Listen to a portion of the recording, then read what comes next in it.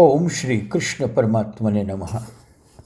શ્રીમદ્ ભાગવત કથા દૃષ્ટાંત અને રહસ્ય. એક ગોપીએ વ્યંગમાં કથાની થોડી નિંદા કરી છે, પણ તેમાં પણ સ્તુતિ છે. તે ગોપી ભગવાનને કહે છે કે તમારી કથા સાંભળ્યા પછી હું મરી ગઈ. તવ કથામૃતમ. કથા સાંભળ્યા પછી મારો સંસાર છૂટી ગયો. સંસારમાં મારું મન ચોંટતું નથી અને હવે તમે અમારો ત્યાગ કરો છો. તમારી કથા તાપને વધારનારી છે. તપ્ત જીવનમ. તમારો વિયોગ સહન થતો નથી. તમારો વિયોગ અસહ્ય છે.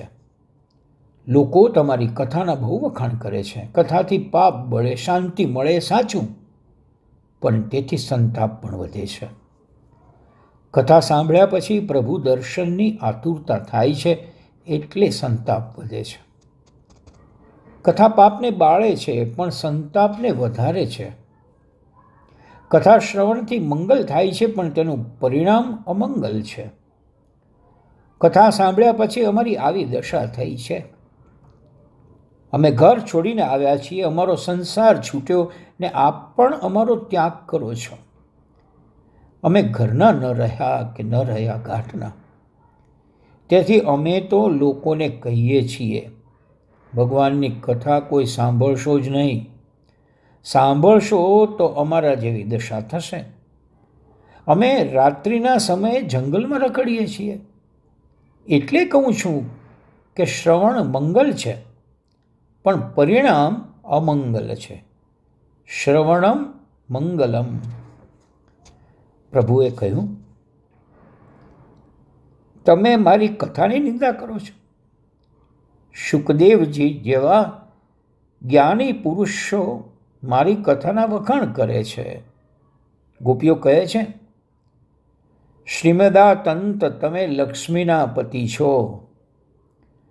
ઋષિમુનિઓને તમે લક્ષ્મી આપતા હશો, તેથી તેઓએ તમારી કથાનો ખોટો પ્રચાર કર્યો છે. શ્રીમાન લોકોએ તમારો પ્રચાર કર્યો છે.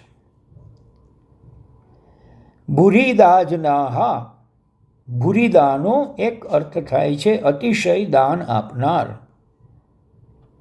ભૂરીદાનો બીજો અર્થ થાય છે સર્વનો વિનાશ કરનાર. તમારી કથા એ તો વિનાશ કરે છે. કોઈ યુવાન તમારી કથા સાંભળે તો પછી તેને ઘર ગમે નહીં, ધંધો કરવાની ઈચ્છા થાય નહીં. તમારી કથા સાંભળ્યા પછી એ કુટુંબથી વિમુખ બની જાય છે. કથા સાંભળ્યા પછી રાજા મહારાજાઓ રાજ્યનો ત્યાગ કરીને વૃંદાવનમાં ચાલ્યા ગયા. તેઓ દરિદ્ર બની ગયા. રાધે કૃષ્ણ કરતાં કરતાં તેઓ વૃંદાવનમાં ફરે છે. તેથી કહું છું, તમારી કથા કરનારા દાની નથી, પણ વિનાશ કરનારા છે. ઉપરથી વિચારતા વ્યંગ વાણીમાં નિંદા જેવું લાગે છે, પણ તેમાં પણ સ્તુતિ છે. તમારી કથા મોહ છોડાવે છે. તમારી કથા વિકાર વાસનાનો નાશ કરનારી છે. તમારી કથા સાચા આનંદનું ભાન કરાવે છે. નામામૃત અને કથામૃતનું જે પાન કરે છે, તેનું મન કોઈ દિવસ બગડતું નથી. એ જ્યાં જાય છે ત્યાં તેને આનંદ છે. નાથ, અમારા પ્રાણ તો જવાના હતા, પણ તમારી કથા સાંભળ્યા પછી અમારા પ્રાણ શરીર છોડતા નથી. ભગવાન કહે છે, તમને મારી કથામાં આનંદ આવે છે ને, તો તમે આખો દિવસ મારી કથા સાંભળ્યા કરો. મને શું કામ બોલાવો છો? આ વિચિત્ર વાત સાંભળીને ગોપીઓ બોલી,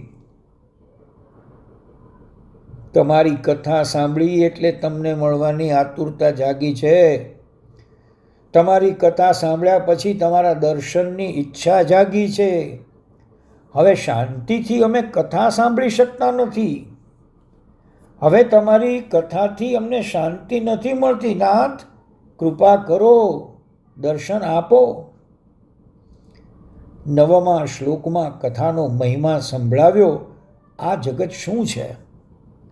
જ્યાં જુઓ ત્યાં ઘણા ભાગે કામનું રાજ્ય હોય છે. સંસાર કામમય છે. સંસારનું મૂળ કામ છે. વાસનાનું વિષ વળગે ત્યારે કથામૃતનું પાન કરો, નામામૃતનું પાન કરો. કથા તમને નવું જીવન આપશે, જીવન જીવવાનું બળ પણ આપશે. હરિ ઓમ.